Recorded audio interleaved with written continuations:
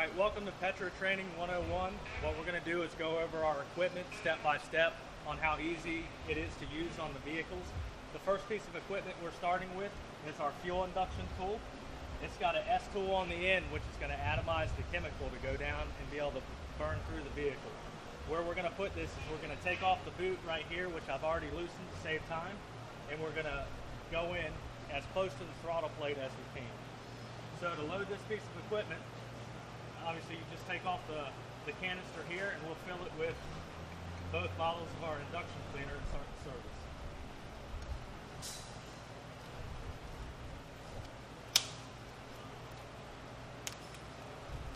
This kit that you'll be using is a three-part kit. You have one bottle that goes into the fuel tank and two that goes in through the canister, which will be your induction cleaner.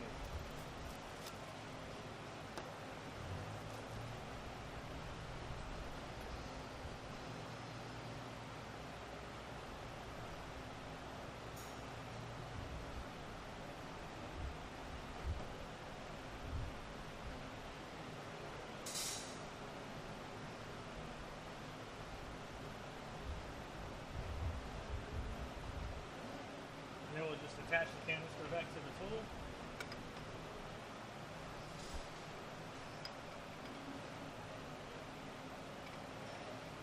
Make sure we got it good and tight.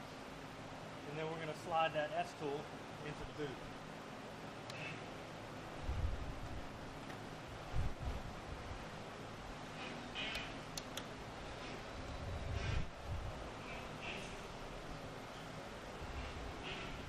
Once we've gotten into the boot as centered as we can get it, we can go ahead and start the vehicle to get it warmed up.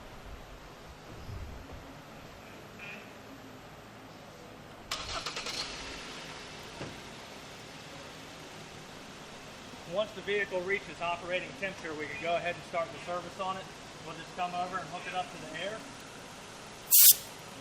And you want to start it at about 35 pounds starting off the service, just to make sure the car can accept the chemical.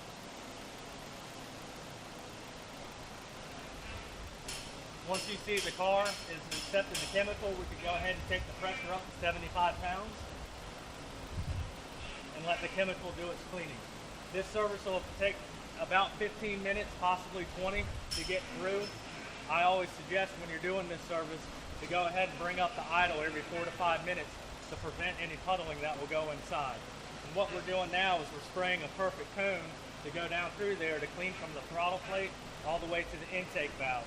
The cleaner that you put in the fuel tank will actually turn the entire tank of gas into a cleaner, which will then clean up the rest with the injectors and the O2 sensor. Alright, when the service finishes up, what you want to do is come over here and close the ball valve and disconnect it with air. Once you've disconnected it, you have a pressure release on top. You can let the pressure out. Once that's been done, you want to get in the vehicle, shut it off, and we'll unhook back here at the boot and put the boot back on, and the service is complete after you do a test drive.